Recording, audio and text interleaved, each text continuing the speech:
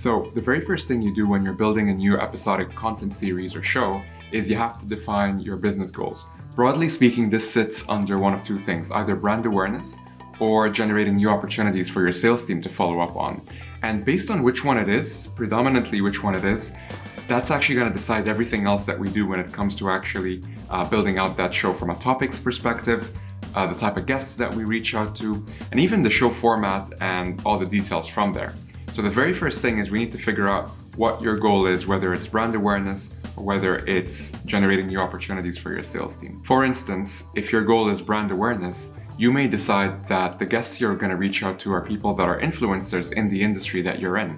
This way, you can actually have them on your show, potentially build credibility by associating with them, and just really make it easy for your buyer persona to be able to see the brands that you identify with and the people that you identify with. Not to mention all the great distribution advantages of you sharing that content and them as well sharing the content. If our goal is generating new opportunities for the sales team, we may decide to look at guests that are closer to our target buyer profile or buyer persona. Maybe we have a list of target accounts that we can look at as well. The idea here is that by co-creating that content with them, you're building a relationship, but it's also something that will add a ton of value to your joint audience at the end of the day. No matter what your goal is, it has to be a SMART goal, right? Specific, measurable, attainable, relevant, and timely.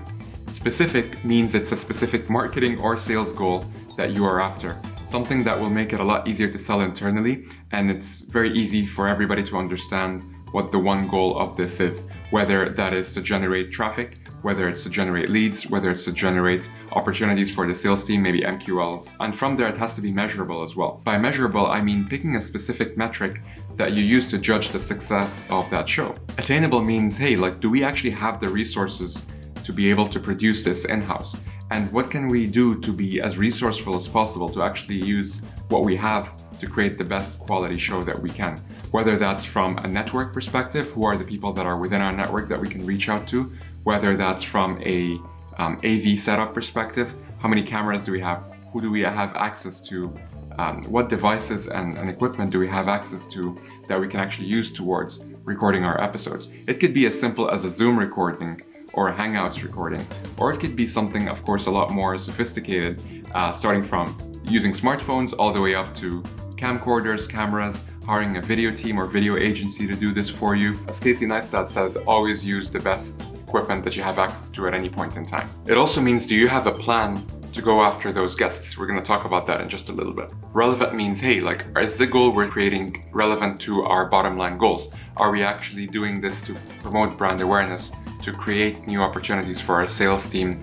And are we setting goals that are realistic based on our track record so far? If this is your first show or the first episode on your first show, you have to take into consideration that this could actually be a benchmark that you start to improve upon episode on episode. If you already have a set of episodes, you're in a better position to be able to really put concrete, measurable goals that are realistic based on your past performance. If this is your first time, don't worry. Once you start to gain momentum with putting out episodes, you're going to start to develop a sense of what our performance levels are as a company and how we can actually improve that episode on episode, show on show. You will need to set a due date for when your show goes live. Within that, you can also set smaller deadlines in terms of every episode going live, looking at all the different topics and guests that need to be finalized before actually filming the episodes. Work that out with your team such that you have a clear structure of how to actually go about planning your episodes.